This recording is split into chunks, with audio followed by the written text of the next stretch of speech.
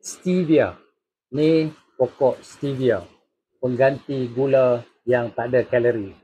Ni daun dia.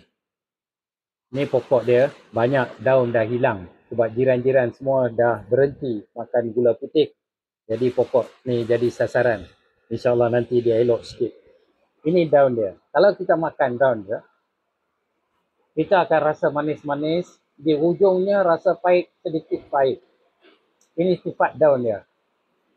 Sedap, boleh diletakkan dalam minuman, pengganti bagi mereka yang kencing manis, nak kawal gula. Ini yang terbaik. Kalau tuan-tuan dan puan-puan beli mana-mana produk dan sebagainya, saya tak pasti.